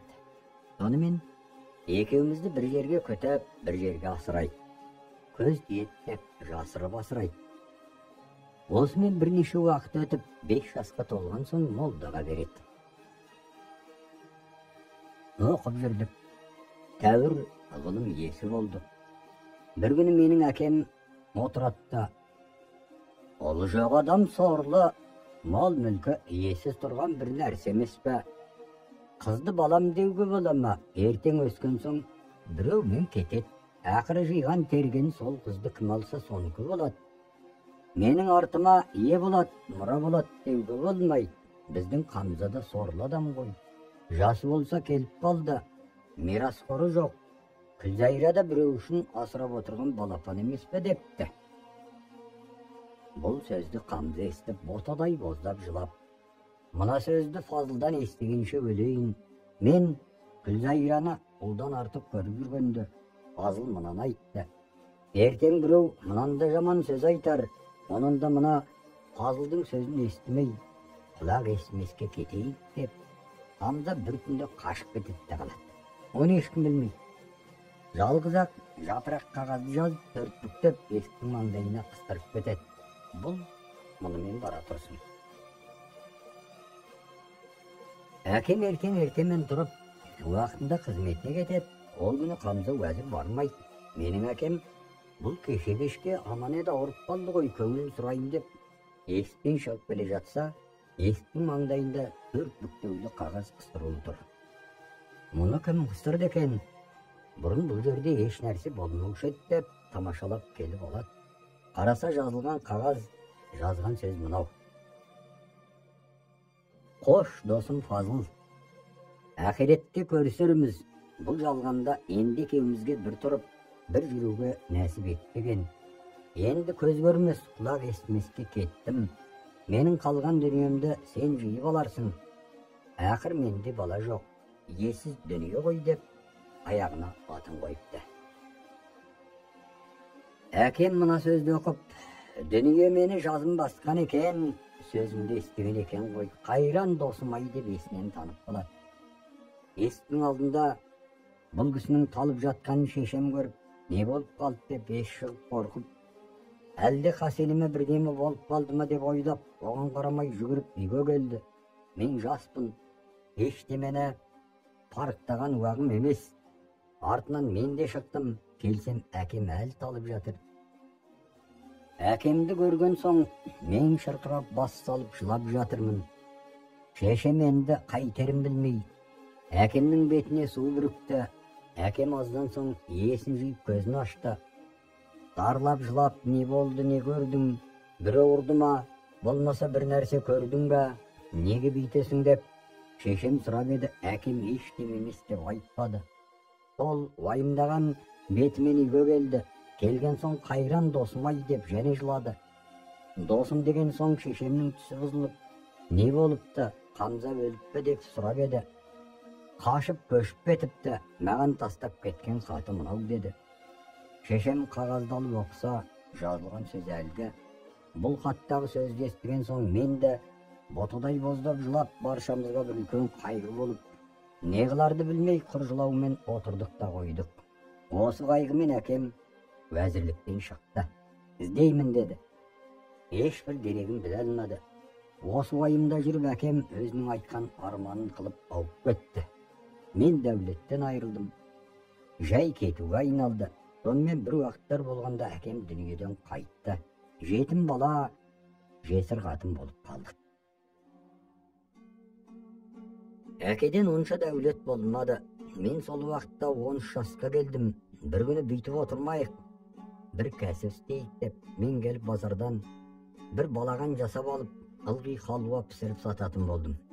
Жұрт халуамды тәтті деп, екінші өзімді де тамашалап келді. Халуам өтімді болды. Осымен пайда қылып жақсы болып тұрдым. Е, бұл осымен тұра тұрсын. Сонымен Қамза сол кеткеннен мол кетті. Басқа патшаның қол астына барып уәзір болды. Күлзайра тамаша болып өсті. Адам баласы қарап тұрғандай. 14-нен туған айдай толықсыда. Онсынан қауіптеніп Қамза Күлзайраны ешкімге көрсетпеді. Сонымен ол да жасап тұрсын. Енді екі періден сөйлейік. Пер патшасының Шымыр әмір деген екі жол қараушысы жаңа дүние жүзін түгел кезіп жүріп, бір жерде кездесіп көрген білгендерін әңгіме қылып отырып, Шымыр айтады: "Ей әмір, мен бір нәрсе көрдім. Дүние жүзінде бір адамзаттың қызы бар, аты Күлзайра, шіркін-ай, мұншада көріп біте береді екен. Кез келіп, сол шәһәрдің ішін аралап жүрдім, бір қараңғы үйден өтіп келе жатсам, терезеден жарық көрініп тұр екен. Ептеп бақылап қарасам, жаңағы қыз қараңғы үйден нұрымен жарық қып тұр екен. Қайран болып, соны патшаға айтайын деп келе жатыр едім" деді Шымыр әмірге. Сонда: "Ей, сенің оның өтірік. Мен бір жігіт көрдім, аты Хасен. Құдай тағала бұл секілді адамды да жарата береді екен. Сенің мына айтқаныңнан 10 есе артық." Bir күні сол уәзірдің тұрған шәһәрінде келе жатыр едім. Анадайдан бір сәуле бетіме түсті. Әлгі сәулеге қарап келдім. Келсем, бір нашар ғана үйдің ішінен жарық шығып тұр. Ақырен ғана келсем, сол үйдің іші айналасымен жап-жарық болып тұр. Кірсем, үйдің ішінде бір нашар ғана жігіт жатыр. Келіп қарасам, көзімді шыдатпайды. Біраз тұрып қайттым. Өзіміздің перілерде осы секілді жан бар мекен деп байқайын деп келе жатыр едім, дейді әмір пері. Шымыр айтты: "Сен өтірік айтасың, қыз әдемі болу керек" деп. Әмір айтты: "Хасен жігіт әдемі" деп. Шымыр: "Ендеше мен қызды әкелейін, сен жігітті әкел. Сонан соң қатар салып қарайық, қайсы әдемі екен, әйтпесе біле алмаймыз" деді. Әмір жарайды деп, екеу қыз бен Хасенді алып келуге жүріп кетті. Әрберден соң әмір Хасенді тауып алып, қыздың үйіне алып келе жатты. Бұл екі арада Күлзайра қыздың басында бір хал болып қалды. Bir күні хан аңнан келе жатып, уәзірдің қызын көріп қалып, жан тәнімен ғашық болады. Үйіне келіп отырып, тағына мінген соң уәзірін шақырып алады да: "Сенің қызың бар ма?" деп сұрайды. Уәзір сасыңқырап: "Жоқ еді тақсыр" деді. Патша долданып: "Бар қызың, жоқтығын қарашы, әлде маған бермейін деп отырмысың? Бермеген өнеріңді көрейін" деп жендетті шақыртып алады. Сол кезде патшаның қаһарына шыдамай: "Тақсыр-ай, биттей тұра тұршы, айтайын, қызым бар. Жасым болса келіп қалды. Өзіңіз көріп отырсыз. Жалғыз бала болған соң әзір ешкімге бермеймін деген антым бар еді. Сол уәде бойынша айтып қалдым. Ғафу етіңіз, не қыл дейсіз" депті. Мына сөзді естіп патша қаһарынан қайтып, Kızыңды mağan ber, әйтпесе басыңды алам дейді. Уәзір жарайды деп, ренжіп үйіне кіреді. Тісі өзгерген, екі көзінде жас бар. Қатыны неге бүйтесің, не болды деп сұрап еді. Қамза жылап. Осынша жасқа келгенде көзімнің ағымен қарасындай бала еді. Соны патша бер деді. Бермесең, үй ішіңмен төл қырам, деді деп. Қамза көзінің жасын тия алмай өкіріп қоя береді. Әкесін көріп, Күлзайра шыдай алмай. Әке жылама. Патшаға жауабын өзің беремін дейді. Қарағым-ай, сен не жауап бере аласың деп әкесін мұңайды. Жоқ әке, қызымның өзі біледі деңіз. Сонан патшаның өзі келеді. Болмаса кісі жібереді депті Күлзайра. Әкесі жарайды дейді. Патша әрі берден соң шақырып алып, қалың малыңды алып қызыңды кешіктірмей бер депті. Жарайды тақсыр, қызымның өзін барып сөйлес. Болмаса кісі жібер. Менің де көзімнің ағындай жалғыз қызым еді. Бір ауыз сөз салмай бара салуға көнбес. Болмаса бірдеме етіп өліп кетіп жүріп, туғалы беті қайтпаған бала еді депті. Мына сөзге патша ойысып бір уәзірін жіберді. Уәзір кеп айтқан екен, қыз, мен патша екенмін деп масаттанбасын, менің теңім емес. Қотыбірді құшақтап жата алмаймын, өз теңім керек. Кім болса да жас керек депті. Уәзір мұна сөзді естіп, патшаға айтып біледі. Бұл сөз патшаның өңменіне салған найзадан кем тиген жоқ. Патшаға қыз тимепті деген сұмдық сөз әдеген шақ ел арасына жайылып кетті. Патша дереу ол шаһардан өз ішінде бір жас адам тауып әкелді деп бұйрық қылды. Уәзір сол жерде шаһарды кезіп жүріп бір жынды бала тауып алды. Жасы сол кезде 15-16 шамасында еді. Алып келіп патшаға берді. Уәзір ызаланып, қорланып, терісіне сыймай отыр. Хан қаһарына дереу екеуіне бүгін қалыңды ойнат. Мына жынды бала күйеу болады. Күлзайраны осы жындыға берсін. Болмаймын десе қызды әкесі бетін айтсын. Қарсылыққа қаһарымды көрсетіп түгел дарға тартам деп әмір қылды. Уәзіріне тез қайтып кел деп жіберді. Уәзір келіп патша осылай айтады деп айтып еді. Қамза ойланып төмен қарап отырып қорланып, патша не қылса да әміріндемін деді. Уәзір осылай деп айтты деді. Сол күні патшаның әмірі бойынша Күлзайраны жындыға қоспақ. Кеш болған соң жындына еушілетіп алып келді. Бір оңаш үйді босаттырды. Төсекті салып жындыға ұқтырып, не қылсаң да Күлзайраның қасына жат деп уәзірлері қайтып кетті. Бірақ жынды не білсін, баруға бата алмай, Күлзайраның қарсында тұратталады. Бұлар бүйтіп тұрғанда әмір Шымыр екі пері мені алып жетіп келді. Шымыр, үйде кім бар екен, мен біліп шығайын деп, ішке қыздың жатқан үйіне кірді. Келсе адам сияғы жоқ біреу тұр. Қыз ызаланып бетін бүркеп алған екен. Сол жерде Шымыр осылай да осылай екен деп әмірге айтып келді. Сонан екеуін сыналық деді. Әмір Шымыр қайта жүріп, жындыны алып шығып далаға апарып жасыра салып, мені үйге алып кірді. Кірсем қыз кішкене тыныштанып ұйықтап қалыпты. Перілер мені қасына әкеп жатқызды. Енді өздері кейінірек барып тұрды. Мынау жақсы деп айта алмай, енді былай қылайық деп әмір пер айтты. Бірі ұйықтағанда бірін оятайық. Қайсысы бетінен бұрын сүйсе сол сұлу деді. Өйтіп келіп мен оятады. Онан соң көзімді ашып қарасам, бір түрлі хош иісті, таза ауалы, жібек пен торғыннан басқа ештеңе төселмеген үйде жатырмын. Қасымда бір қыз жатыр. Мына халды өзіме сыйғыза алмай қайран болып Күлзайраға қарап отырдым. Өне бойым балқып, денем шымырлап, Құдай мына халды маған көрсетеді екен-ау деп, ыстық жас көзімнен шығып кетті. Не қыларымды білмей, басқаға қарауға дәрменім жоқ, ештеңе дей алмай, жалтақтап өңімді түсінбе деп қарадым да отырдым. Оятайын деп едім, пері соғып кетеме деп қорқып оята алмадым. Сөйтіп отыр едім, бар бойым балқып, ұйқым кеп, еріксізден еріксіз ұйықтап қалдым. Мен ұйықтаған соң Күлзайраны оятады. Ол оянып, шошынып, әлде ұйықтаған соң қасыма келіп жатқан жындыма деп ойлап, мұны мен бүйтіп өмір өткізгенше өлейін деп тәні бұзылып ұшып тұра келеді. қарап бір тамаша, адамға ұқсамаған өзіне теңдес бір жігітті көреді. Мен ұйықтап жатырмын. Сол жерде Күлзайра қуанып, өзін өзі ұстай алмай менің бетімнен сүйіп алады. Онан мен сескеніп оянып тұра келдім. Екеуміз сол жерде құшақтасып, бастан өткен оқиға халды айттық. Сол уақыт таңға жақындап қалған уақыт еді.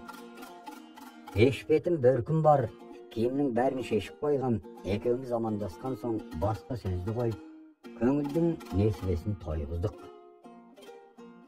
Содан соң екеуміз бірдей молдырап, сол құшақтасқан бойымызбен ұйықтап қалыппыз. Бір уақытта оянып көзімді ашсам, не онда емес, не мұнда емес.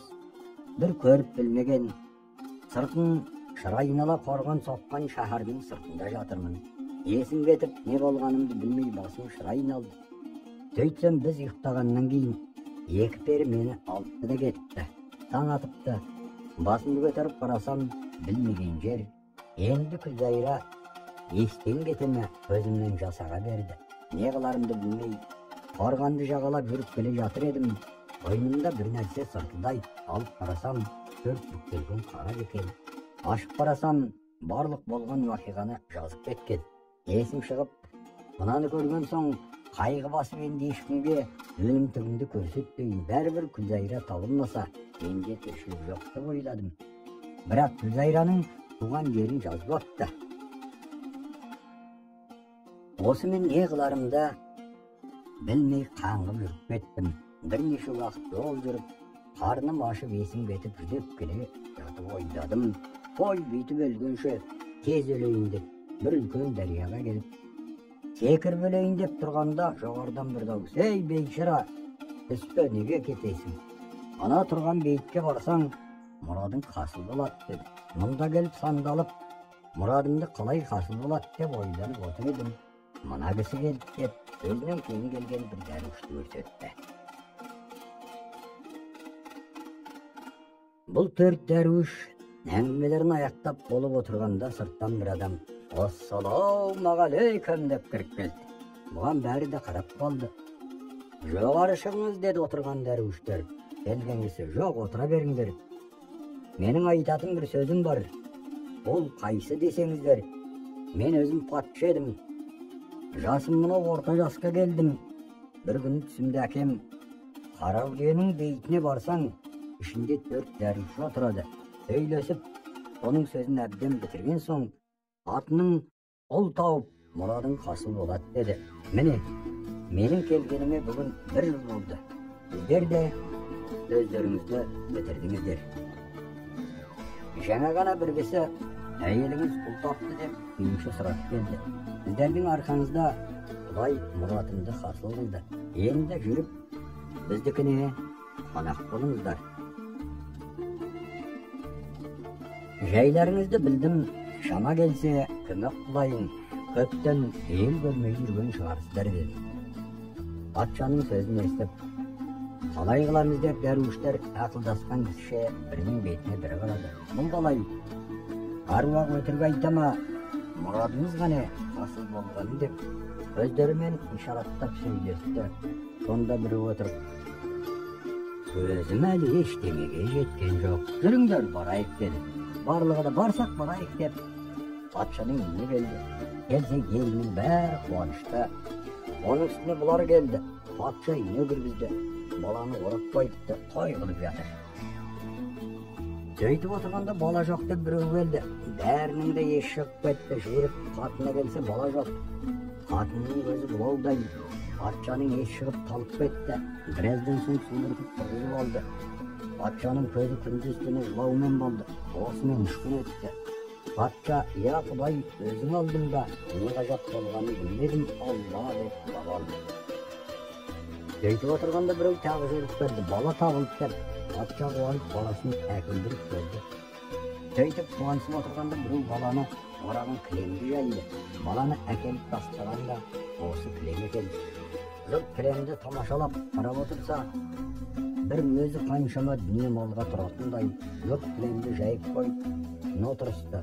Үстіне патша, төрт дәруіш, бесеуі отыру мұң екен, кілем алып ұшып жөнелді. Шүреп отырып бір қиын құздың таудың арасына салған шаһарға алып келіп, алтын сарайдың алдына сүрді.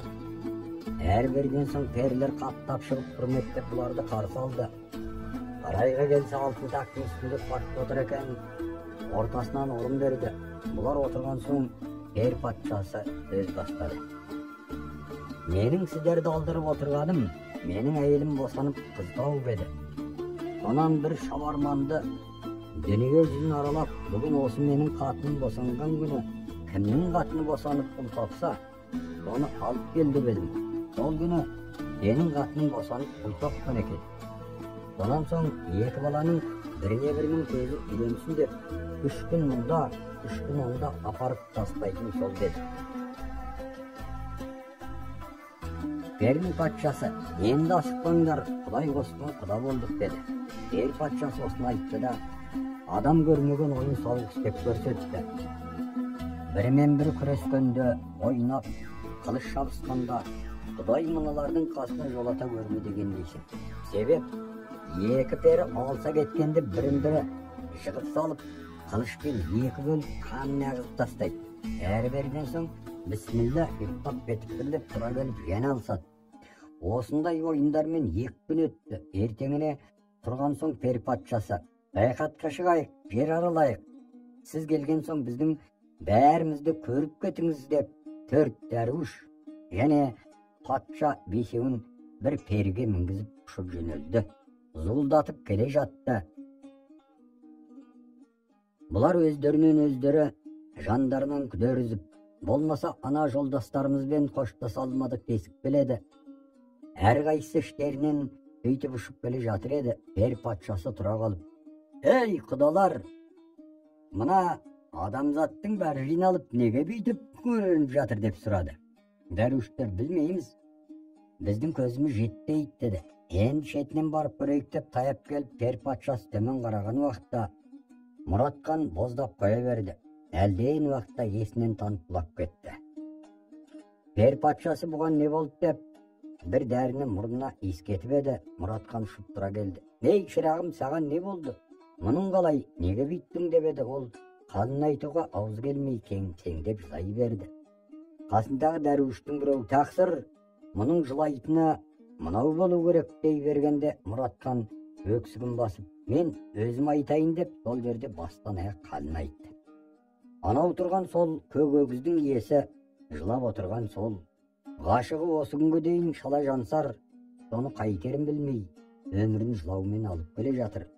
Анау жиналған сол жігіттің елі ананың қайғысына әлде күйзеледі деді. Мұратхан мұны айтқанда пер патшасы, «Келгеннен бері халіңді неге айтпағансың?» деп ызаланып, ол жігіттің исме ғазамын әкеткен перінің атын білмейсің бе деп сұрады. «Жоқ, білмеймін. Бірақ сол пері Жауһар негінің шаһарынан деп еді» деді Мұратхан. Мұны естіп алып, пер патшасы алып кел деп бұйрық қылды. Баяға шымыр тоқтамай сабап кетті. Ол келгенше қалған 3 дәруіш, Қайдархан, Зейнел, Қасен үшеуі де жылап қоя берді. «Я, енді сіздер халдарыңызды айтыңыздаршы» деді пер патшасы. Мен айтам деп үшеуі таласа бергенде, оң жағында отырған Зейнелге «Сен айтшы» деді. Ол да әкесінің өлгенін, уәзір оның орнына патша болғанын, онан оны қуып шыққанын, онан пер патшасына барып, маймыл суретін алмақ болып, өзін қызға жұмсағанын, ол қызға ғашық болғанын, ақырында пер патшасы оның бірінде бермей қуып жібергенін бастан аяқ айтып берді. Өңкөй нәлеттеп долданып, пер патшасы әмір деген шабарманын шақырып алып, «Сен Қылымда шаһарының патшасын тез барып алып кел» деп бұйрық қылды.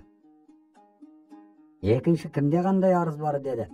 Пер патшасы тағы да оң жағына қарап Қайдарханға айтты. Қайдархан тұрып, «Мен де бір сорлы болып жүріп сізге кез келдім. Аруақтың түнде берген аяны әлде сіз шығарсыз. Оқиғаңды біреуге айтып тәмамдасаң мұрадыңа жетерсің» деген еді. «Тәмам етіп айтып болған соң сізге кез болып отырмын» деді. Бұл Қайдархан аң аулап шыққанын, онан киік кезігіп оны қуғанын, онан ұлы судан өтіп сарайға келгенін, онан Күләндәнің суретін көргенін, шалдан барлық оқиғаның жайын естігенін, Onun kemege minip, onun kaşıp kutulganın, onun beyitke gelgenin, onun os patşanın özüne joluqqanına deyin aytıp öttü.